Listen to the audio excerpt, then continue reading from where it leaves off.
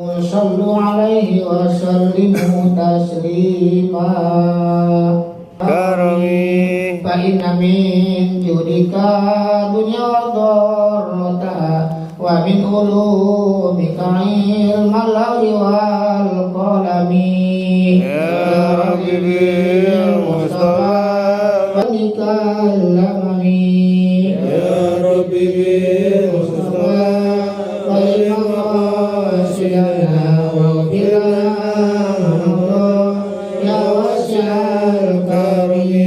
Allahumma salli wa sallim wa barik alaihi.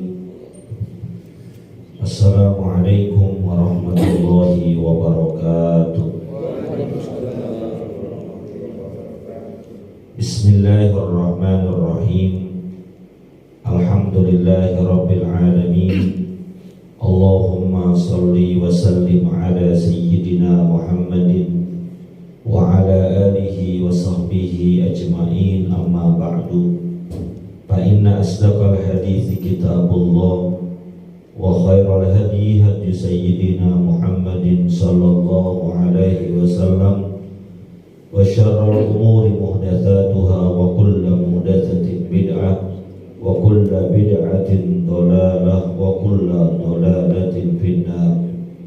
Subhanaka la ilma lana illa ma 'allamtana innaka antal alimul hakim. Rabbi shrah li sadri wa yassir li amri wahlul 'uqdatam min lisani yafqahu qawli, amin. Alhamdulillah, sama-sama telah kita laksanakan kewajiban kita salat subuh secara berjamaah, dilanjutkan dengan hadir di majlis ilmu. Mudah-mudahan rangkaian ibadah ini diterima dan dilipat gandakan pahala oleh Allah Subhanahu wa ta'ala. Amin ya rabbal alamin. Pada kesempatan kali ini saya akan bacakan kutipan-kutipan dari kitab At-Talhib bi Adillati Madad Ghaya wa Takrib, wabil khusus pada pembahasan tentang zakat, karena sebentar lagi Ramadan akan meninggalkan kita. Ibadah puasa kita tidak akan sempurna, tidak akan diterima oleh Allah Subhanahu wa ta'ala apabila belum ditunaikan zakat fitrah. Kitab atau bab yang membahas tentang zakat. Tajibuz zakatu bi khamsati asya. Diwajibkan untuk membayar zakat itu pada 5 hal. Jadi zakat itu ada yang berkaitan dengan jiwa kita, badan kita, ada juga yang berkaitan dengan harta kita. Kalau yang berkaitan dengan jiwa kita itu hanya zakat fitrah saja. Tapi kalau berkaitan dengan harta kita, ada beberapa zakat yang perlu kita paham, perlu kita ketahui. Jangan sampai kita termasuk golongan orang-orang yang tidak menunaikan zakat karena ketidakpahaman kita. Apa yang kelima itu? Pertama, wahiyya al-mawashi. Yang pertama, zakat yang berkaitan dengan hewan yang diternakan, meliputi al-ibilu wal baqaru wal ghonamu, onta, sapi ataupun kambing. Kalau di Jakarta mungkin hampir nggak ada ya individu yang beternak unta atau sapi ataupun kambing. Tapi kita harus paham bahwa ternyata hewan-hewan tersebut jika memenuhi kadar tertentu dan sudah sampai haulnya masa 1 tahun kepemilikan, diwajibkan zakatnya. Yang kedua, wal asman, perhiasan, meliputi al-zahabu wal fiddah, perak ataupun emas yang kita jadikan sebagai simpanan investasi, termasuk di dalamnya simpanan uang kita yang ada di rekening bank atau di bawah bantal. Kalau zaman dulu itu jarang orang-orang tua kita punya rekening bank, jarang. Uangnya disimpan di kolong kasur, disimpan di dalam tanah, atau dimasukin di sarung bantal. Kalau Pak Haji Hasan di bawah bantal juga duitnya. Oh, di bawah kasur. Emas dan perak yang kita jadikan simpanan. Simpanan maksudnya buat investasi, bukan simpanan istri, bukan. Simpanan investasi. Itu kalau sudah sampai kepemilikan 1 tahun, sampai kepada kadar minimal atau nisabnya, wajib bayar zakatnya 2,5%. Kalau perak kira-kira kurang lebih sampai 600 gram. Sementara kalau emas kurang lebih sekitar 85 gram emas. Punya nggak kira-kira kita simpenan emas yang jumlahnya 85 gram? Kalau ada, wajib keluar zakatnya 2,5%. Atau kira-kira simpanan uang seharga 85 gram emas, berapa jumlahnya? Ya dihitung aja. Emas sekarang berapa 1 gramnya? 255. Hafal banget ya. Tergantung, kita pakai emas yang 24 karat. Kalau seandainya 1 gramnya 1 juta, maka apabila kita memiliki simpanan uang seharga 85 juta, sudah kita miliki kurang lebih sampai 1 tahun, maka wajib dikeluarkan zakatnya 2,5%. Saat Aslami ada duit 85 juta, kalau ada keluarin zakatnya. Oh, Ustaz, saya 85 juta nggak ada, adanya 100 juta, keluarin apa enggak? Ya keluarin, kan minimalnya 85 juta. Kalau 100 juta kali 2,5%, kurang lebih 2,5 juta. Kecil apa banyak? Kecil karena banyakkan sisanya.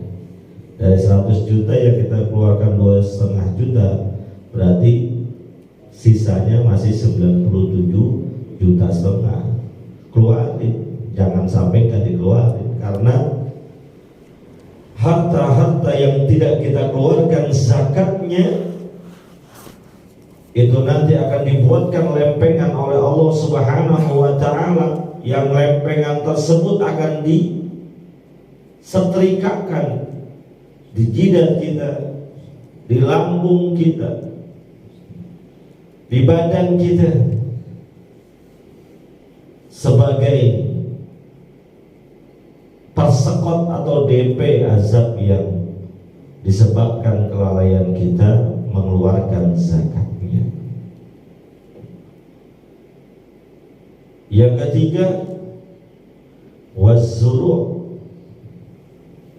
hasil pertanian. Ada petani nggak di sini? Nggak ada ya. Pengusaha semua kayaknya di sini. Hasil pertanian berupa biji-bijian yang dijadikan makanan pokok, beras, atau padi misalnya, kita rata-rata di Indonesia itu sawahnya berisikan padi atau gandum. Kalau yang 1 ton itu wajib keluarin berapa? 1 ton banyak juga. Padinya. 1 ton itu berapa kilo? 1.000. 12 kintal. Berarti 1.200 kilo 1 ton atau 1.000 ya? 1.000 kilo. Dilihat sumber pengairannya itu dari apa?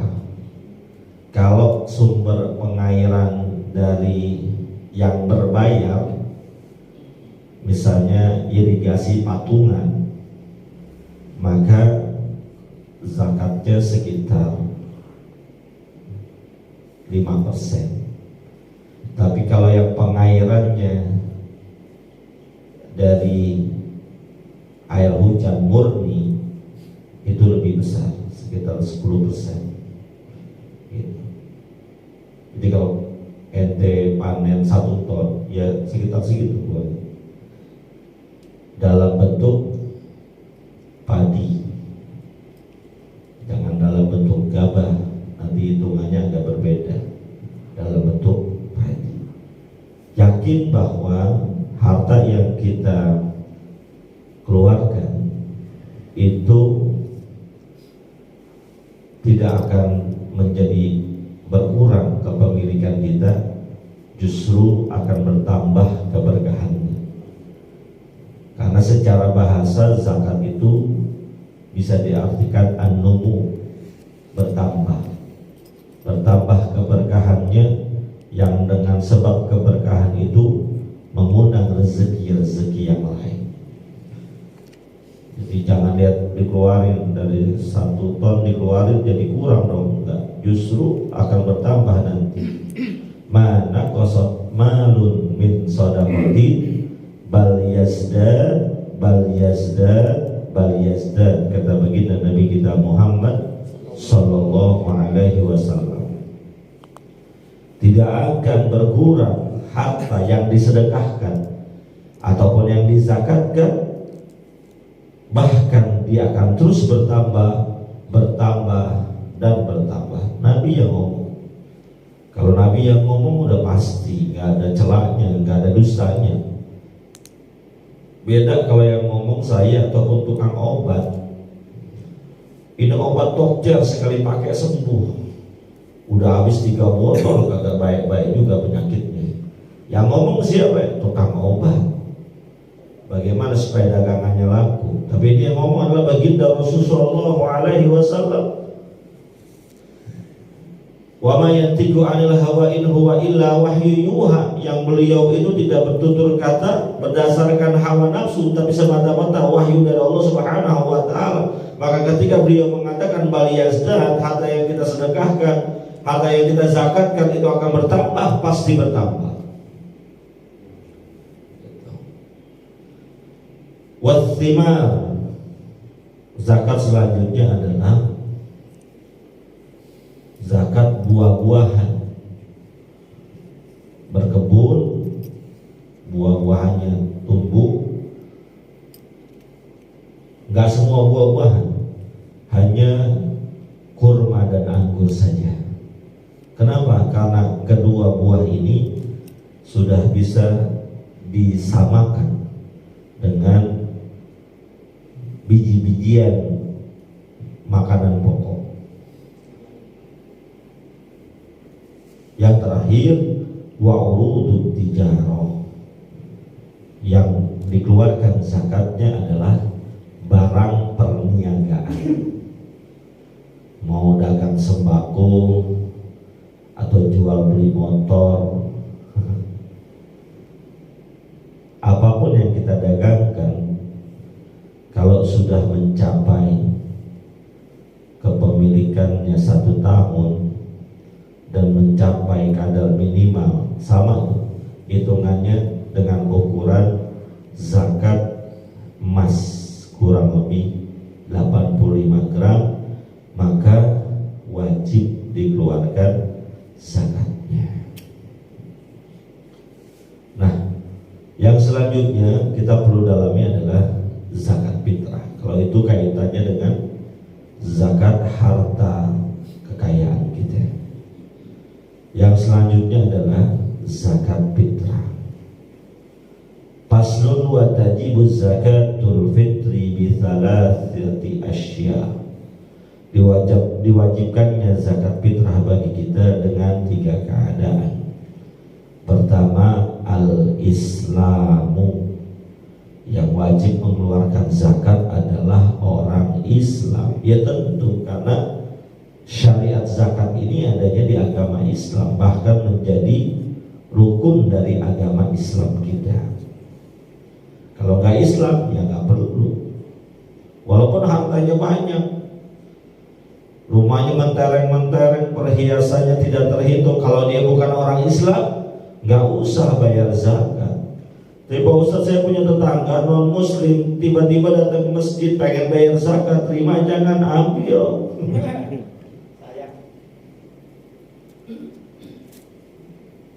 Maksa Pak Ustadz, kita udah bilangin orang non muslim gak usah bayar zakat, dia mau ngasih juga, terima, gak apa-apa. Nanti dipergunakan untuk kemakmuran masjid. Ingat ya, kemakmuran masjid, bukan kemakmuran pengurus masjid. Kemakmuran masjid, DKM-nya untuk operasional, untuk kebersihan, untuk yang ngurusin boleh. Untuk marbot boleh marbot. Yang kedua, wa bi ghurubi syamsi min akhir yaumin min syahri Ramadan. Dengan masuknya terbenam matahari di hari terakhir dari bulan Ramadan, masih merasakan terbenamnya matahari di akhir bulan Ramadan, maka dia wajib bayar zakat fitrahnya. Kalau ada orang Islam meninggal dunia tanggal 15 Ramadan meninggalnya, maka dia tidak wajib bayar zakat fitrah. Keluarganya tidak wajib membayarkan. Kenapa? Karena tidak sampai usianya di akhir Ramadan. Patokannya gampang, gitu aja udah. Dapat usia sampai akhir Ramadan, sampai ketemu maghribnya. Habis maghrib lewat 2 menit meninggal dunia, bayar gak zakatnya? Bayar. Karena merasakan akhir Ramadan. Istri mengandung, habis maghrib lahiran. Bayi yang lahir habis maghrib bulan itu udah bukan bulan Ramadan, masuknya bulan Syawal. Bayar zakat nggak fitrahnya? Enggak. Kenapa? Karena tidak merasakan bulan Ramadan. Jadi kalau nggak mau bayar zakat, istri kita lagi ngandung, jangan lahiran dulu, tahan dulu, ntar habis maghrib baru lahiran. Sampai segitunya ya. Ramadan lahir bayar ya. Kalau kenapa? Ramadan lahirin bayar. Kalau Ramadan hari terakhir dia melahirkan sore-sore, terus hidup sampai malam hari raya, merasakan detik pertama malam hari raya, wajib dibayarkan zakat fitrahnya. Jadi patokannya merasakan akhir Ramadan dan sedikit merasakan malam hari raya, walaupun hanya 1 detik, tetap dibayarkan zakat fitrahnya. Yang ketiga, wa wujudil fadli an qutihi wa quti iyalihi bi dzalikal yaum. Memiliki kelebihan makanan untuk dirinya dan juga keluarganya pada saat malam hari raya sampai sore hari raya. Ada rezekinya, ada uangnya untuk beli makan buat dirinya dan keluarganya pada malam hari raya dan sampai sore hari raya, maka wajib bayar zakatnya. Maka kalau ukurannya ini, hampir semua kita, mohon maaf, termasuk mungkin para pengemis yang ada di jalanan, itu wajib bayar zakat. Karena ukurannya punya kelebihan uang yang mencukupi kebutuhan malam hari raya sampai sorenya. Itu kan kira-kira nggak banyak ya. Malam takbiran sampai sore buat dirinya dan keluarganya, anak 3, 200.000 cukup nggak kira-kira? Nggak ya? Cukup nggak? Cukup. Kalau cukup berarti harus bayar zakatnya, zakat fitrah. Wa yuzakki an nafsihi wa amman talzamuhun nafaqatu binal muslimin. Dan wajib dia keluarkan zakat fitrah untuk dirinya dan juga untuk orang-orang yang ditanggung kehidupannya dari kaum muslimin. Saya bayar zakat wajib, istri saya nafkahnya saya yang tanggung, maka saya wajib mengeluarkan zakatnya. Anak saya nafkahnya saya yang tanggung, maka saya yang wajib membayar zakatnya. Saya punya anak asuh misalnya yang saya tanggung kehidupannya, maka wajib saya bayarkan zakatnya. Kalau punya pembantu bagaimana Pak Ustadz? Pembantu saya tinggal sama saya, makan sama saya, wajib nggak saya bayarkan zakatnya? Jangan main wajib aja. Tuh pembantu digaji apa enggak? Digaji. Kalau pembantunya digaji berarti dia bayar zakat sendiri karena kehidupannya bukan kita yang nanggung. Dia ada di rumah kita, maka di rumah kita karena kerja sama kita. Jadi pembantu-pembantu yang kerja di rumah kita yang kita gaji, dia bayar zakat sendiri. Kecuali kita punya ponakan tinggal sama kita, sekolahnya kita yang nanggung, makanya kita yang nanggung. Kita nggak kasih gaji, cuma sesekali kita kasih uang, bukan gaji, sekedar pegangan doang. Kehidupan seluruhnya memang kita yang nanggung, maka dia kita wajib bayarkan zakatnya. Kalau pembantu yang tinggal di rumah kita, yang kita gaji, memang ikut makan sama kita, tapi kita sudah gaji, dia wajib bayar zakatnya sendiri. Jelas tuh ya? Ini sampai jam berapa nih? Biasanya sampai jam berapa? 5:30. Mau nambahin aja jam 5:30 ya. Jadi kalau udah kelamaan bilang aja Pak. Ada yang mau nanya nggak sama sini? Nggak ada ya? Itu kan tadi zakat emas 85 gram. Misalkan masa tidak mencapai tadi, harta rumah, harta kendaraannya apa segala itu mencapai, malah bisa di atas mana gitu. Itu cara zakatnya punya rumah, punya kendaraan, itu zakatnya gimana? Rumah itu tidak ada zakatnya. Mobil, benda bergerak, mobilnya banyak, ada 3, mahal-mahal semua lagi. Yang satu Alphard, yang satu Fortuner, yang satu Pajero.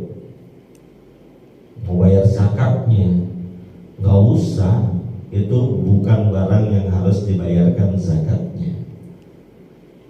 Jadi kalau untuk investasi itu kaitannya dengan an-nuqud, mata uang, rupiah, dolar, termasuk juga emas, itu baru ada bayar zakatnya. Kalau harta seperti rumah itu tidak ada bayar zakatnya, walaupun ada yang mengatakan itu dibayarkan, tapi itu pendapat yang lemah.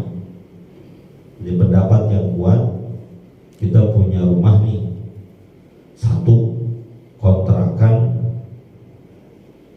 80 pintu misalnya, dia 80 pintu, kontrakannya tidak ada zakatnya. Tapi, nah ini tapinya nih, hasil kontrakannya itu yang kalau diakumulasi dalam bentuk simpanan kita menjadi zakat mal yang harus kita bayarkan. Tapi semata-mata kontrakannya itu, semata-mata rumah investasinya gitu, enggak. Kalau ada rumah kita 3 mewah gedong-gedong, lalu kita kontrakkan kepada orang lain, kan menghasilkan uang tuh. Nah uangnya itu tuh, ya uangnya itu jatuhnya nanti zakat mal. Tapi semata-mata rumahnya itu nggak ada zakatnya, kayak gitu ya. Jadi kalau emas pun yang dijadikan simpanan, kalau emas yang dipakai, istri kita biasa pakai emas keroncongan. Ini 5 jarinya emas semua gitu, keroncong, kaki, kalung, sampai berat-berat banget tuh kalau perjalanan nunduk-nunduk begitu. Kalau memang dipakai nggak bayar zakat. Tapi kalau dijadikan investasi simpanan, investasi judulnya, maka ada zakatnya. Gitu-gitu ya. Jadi kalau rumah, mobil nggak usah. Ngitungnya juga susah nanti. Ya. Makasih. Ya. Saya menanyakan hal jual beli tanah, kemudian juga harga untungnya. Yang saya tanyakan adalah pajaknya itu dari harga tanahnya atau keuntungannya, selisihnya jualnya. Kemudian bagaimana kaitannya dengan pajak final yang dibayar kepada pemerintah? Terima kasih. Pajak apa zakat? Pajak. Kalau yang lagi yang pemerintah pajak, yang untuk orang Islam adalah zakat. Kita harus sepakat dulu antara zakat dan pajak mau disamain apa enggak. Ada sebuah pemikiran, saya ingat betul, itu Kiai Haji Masdar Masudi. Beliau itu, tapi hanya pemikiran ya, wacana, ini belum menjadi istimewa, belum menjadi kesepakatan ulama. Beliau menyamakan pajak dengan zakat dalam artian urgensi pengeluarannya itu untuk kemaslahatan umat. Tapi ini hanya sekedar wacana. Jika seseorang itu sudah bayar pajak, menurut beliau, maka tidak perlu membayar zakat. Ya, ini menurut beliau. Saya ada bukunya, Kiai Haji Masdar Masudi. Tapi itu hanya wacana. Sekarang kita kembali kepada konsep zakat. Memang zakat itu salah satu fungsinya adalah pemberdayaan ekonomi umat. Sementara kalau pajak cakupannya mungkin lebih luas daripada sekedar pemberdayaan ekonomi umat. Saya cenderung zakat itu tidak bisa disamakan dengan pajak karena berbeda fungsinya. Sekarang masalahnya kita jual tanah atau jual rumah,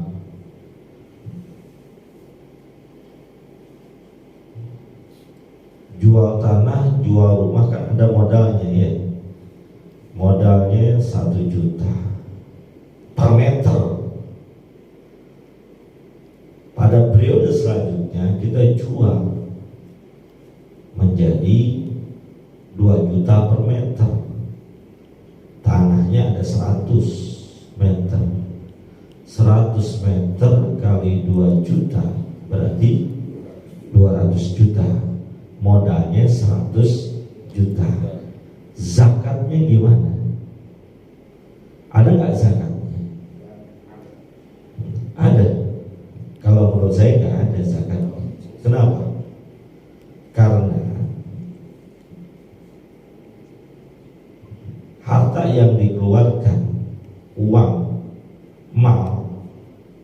nisab yang sudah tercapai itu kepemilikan 1 tahun.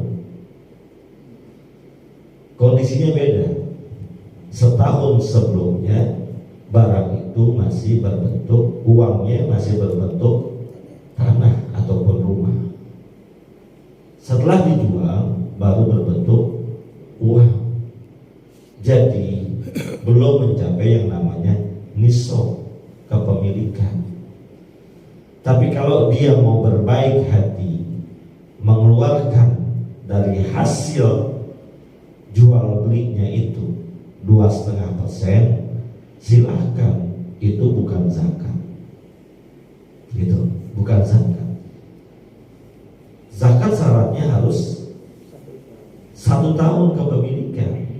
Oh, ini kalau saya memiliki 1 tahun, ya tapi 1 tahun sebelumnya kan belum berupa mata uang, masih berupa tanah investasi. Nggak ada zakat tanah, zakat rumah nggak ada. Gitu. Ketika sudah berupa nukut, berupa uang, dan itu berlaku 1 tahun, baru ada zakatnya. Seperti itu kurang lebih. Wallahu a'lam bishawab. Ya. Zakat itu setelah 1 tahun dari keuntungan atau plus modal? Kepemilikan kita. Kepemilikan kita. Iya. Iya. Betul, kurang lebih Tapi seperti. baru 6 bulan dibelikan lagi, dijual lagi, mundur lagi gitu. Oke, sekarang kalau dia sengaja membelikan barangnya itu untuk menghindari dari zakat, kan orang sengaja nih, setahun kan 12 bulan, kira-kira 2 bulan lagi, beliin aja barang lagi, dengan niat supaya tidak mengeluarkan zakat, maka niatnya ini dianggap buruk oleh Allah Subhanahu wa ta'ala. Lalu di akhirat bagaimana? Kalau guyonan ulama yang kayak gitu nggak dibakar di neraka, enggak.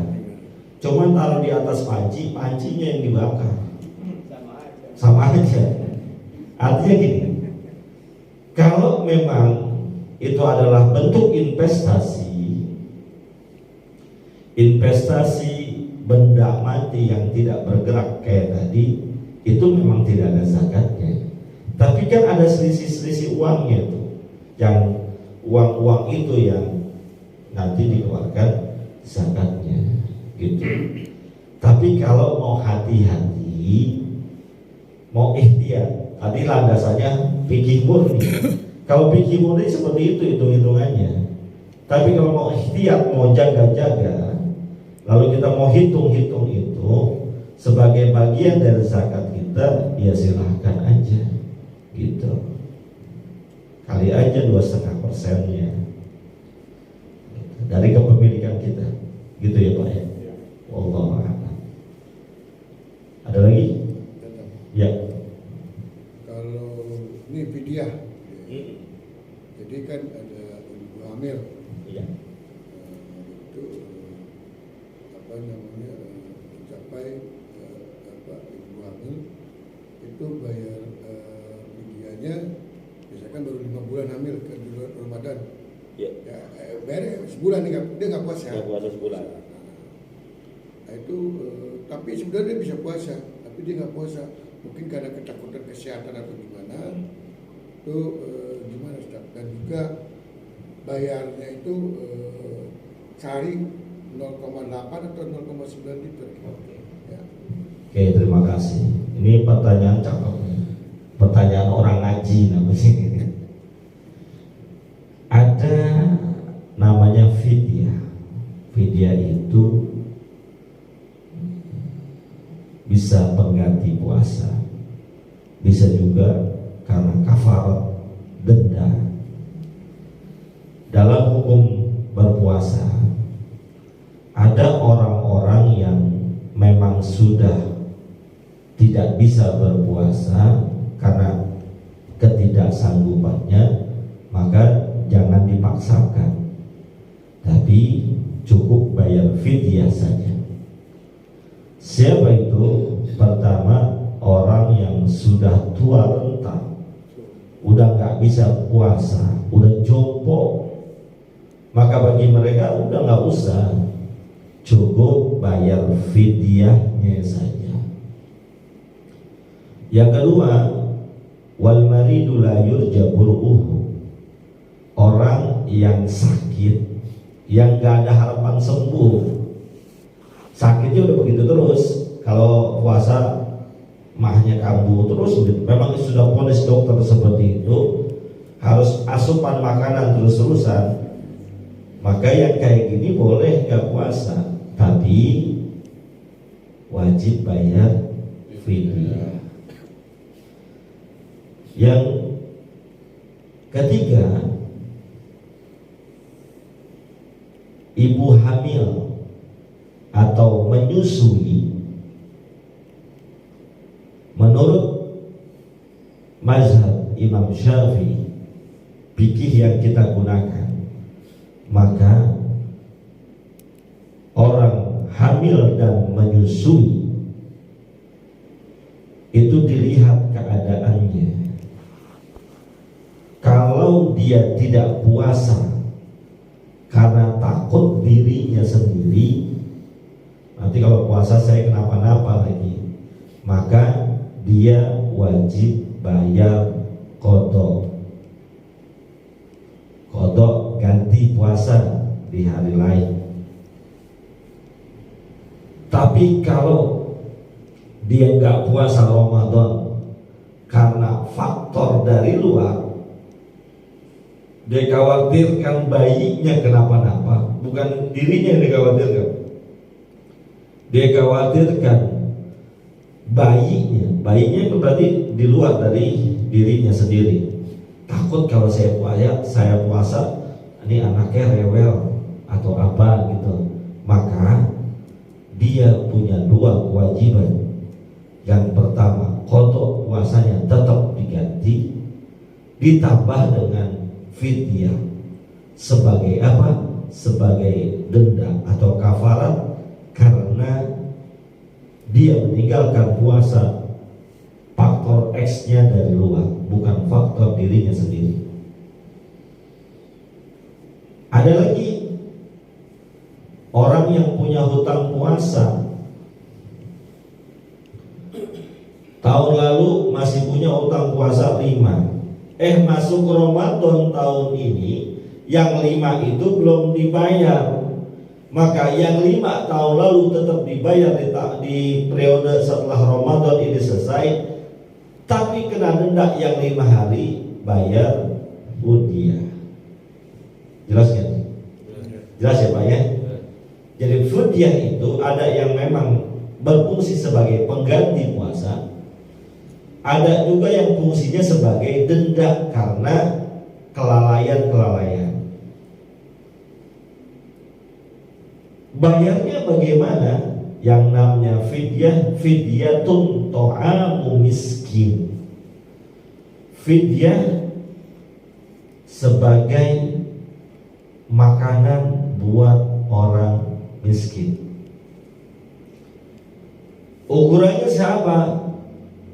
Ukurannya 1 hari 1 mud.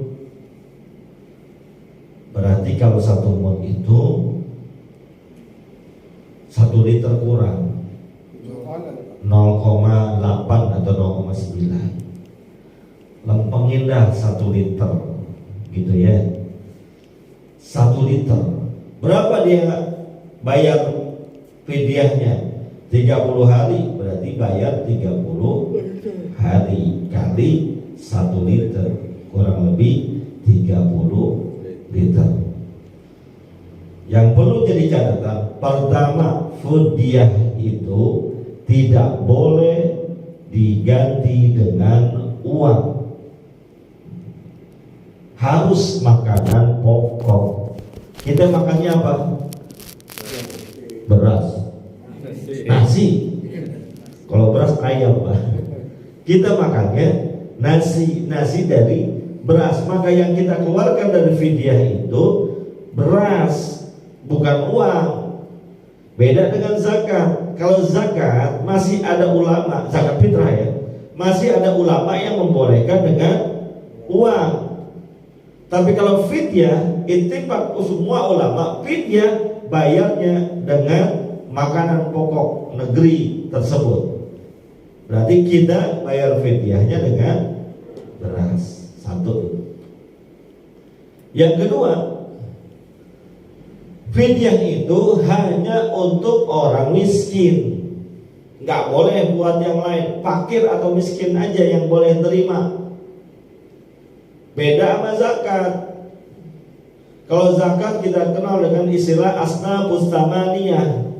8 golongan yang boleh menerima zakat, di antaranya fakir, miskin, amil, ibnu sabil, sabilillah, budak, mu'alaf. Boleh tuh menerima zakat, tapi kalau fidyah hanya untuk orang fakir ataupun miskin. Panitia nggak boleh terima. Maka kalau kita nih panitia di masjid ini terima pembayaran fidyah, berasnya pisahin. Jangan digabung. Nanti yang beras fidyah itu khusus peruntukannya buat orang-orang miskin. Panitia jangan ambil dari situ. Panitia yang miskin dia dapat hanya karena ukuran miskinnya.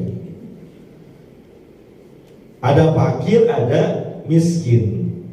Fakir orang yang nggak punya penghasilan tetap sehingga tidak mencukupi kebutuhan buat diri dan keluarganya, itu fakir. Tadi Ustaz, tadi kan harus bayarnya dengan beras. Fidyah, ya fidyah harus dengan beras. Ya. Terus kalau ada yang bayar fidyah pakai uang gimana tuh kita? Beliin beras, uangnya beliin beras, gitu. Ngitungnya bagaimana? Ngitungnya, ini saran saya ya, untuk ihtiyat dan jaga-jaga. Kalau mau pakai uang, lebihin. Tapi nanti panitianya beliin beras, gitu. Ngitungnya apa? Saya lebih cocok fidyah itu, kalau mau dia ngitungnya pakai uang, 1 mud itu 1 hari makan. Sengaja dilebihin. Kenapa? Karena dulu, mohon maaf nih ya, dulu bayar 1 mud kurma untuk fidyah misalnya, orang makan kurma doang cukup, nggak perlu pakai yang lain-lain. Tapi kalau beras jadi nasi harus ada temennya, apa ikan asin, apa dendeng, begitu ya. Maka kalau disamakan begitu juga, khawatir kurang sempurna fidyah kita. Maka ngitungnya dulu 1 mud korma cukup untuk makan 1 hari. Karena Nabi Muhammad SAW dalam berbagai riwayat diceritakan kalau bulan Ramadan itu beliau makan sahurnya kurma 7 butir dan air putih. Persis sama kita. Sahurnya kita kurma 7 butir. Tambahannya nasi setengah piring, sayur semangkok. Beliau enggak, cuma kurma dan air putih. Nanti makan lagi buka enggak jauh seperti itu. Jadi kurma 1 mud cukup untuk makan 1 hari. Nah sekarang beras 1 mud cukup enggak makan 1 hari? Kalau berasnya doang mungkin cukup, tapi kan perlu ada temennya. Maka ngitungnya, kalau saya nih ya, saya di masjid saya tuh saya ajarin ngitungnya begini. Maka ngitungnya 1 hari dia bayar mudnya sama dengan seharga 1 hari makan. Dikira-kira sehari makan manusia itu berapa? Kita makan berapa kali? Taruh 3 kali. Sekali makan di warteg menu biasa berapa duit dengan minumnya? Taruhlah 15.000. Berarti kalau 3 kali 45.000, kenapa 50? Berarti fidyahnya 1 hari 50.000. Kalau 30 hari 30 kali 50 1.500.000. Nah 1.500.000 itu beli beras. Gitu hitungnya. Nah, kalau malam-malam pasar udah tutup, beras gimana? Orang kan ada jam 9-10 malam. Kan bisa besok pagi. Habis Malam takbiran. Nggak apa-apa. habis sholat id nggak apa-apa. Nggak apa-apa. Kalau fidyah itu tidak harus di bulan Ramadan. Habis lebaran ya boleh bayar fidyahnya. Kalau zakat fitrah itu terkendala dengan waktu. Batas akhirnya khotib turun dari mimbar. Kalau fidyah mau besoknya lebaran 2 hari nggak apa-apa, gitu ya. Kalau yang hamil bayar kodo juga sampai video juga. Tergantung alasan dia tidak puasanya apa. Kalau alasannya anak, Kesehatan. takut kesehatan anaknya, janinnya, maka dia harus kodok dan bayar fidyah juga. Kenapa? Karena denda alasannya itu faktor dari luar. Kalau hanya dirinya sendiri cukup bayar kodoknya. Ini pendapat kita nih, pendapat mazhab Syafi'i. Walaupun ada pendapat lain di luar sana yang mengatakan, tapi saya nggak sependapat dengan pendapat ini nih. Pendapat lain yang mengatakan orang hamil menyusui cukup bayar fidyah saja. Ada nih pendapat yang kayak gini, tapi saya nggak cocok, nggak sependapat dengan ini. Oke. Ya, yang pertama tadi Pak Firdaus miskin belum dijelaskan. Yang kedua, manakala yang tidak puasa itu karena sakit, karena ketidakmampuannya untuk berpuasa berkepanjangan, kan tidak mungkin mengkodok. Jadi bagaimana? Terima kasih. Iya. Tadi saya pertama sudah menjelaskan yang namanya fakir, orang yang tidak memiliki penghasilan tetap, sehingga dia nggak mampu memenuhi kebutuhan diri dan keluarganya. Yang kedua, miskin, orang yang memiliki penghasilan tetap tapi tetap nggak cukup juga. Dia punya anak 7, istri 3,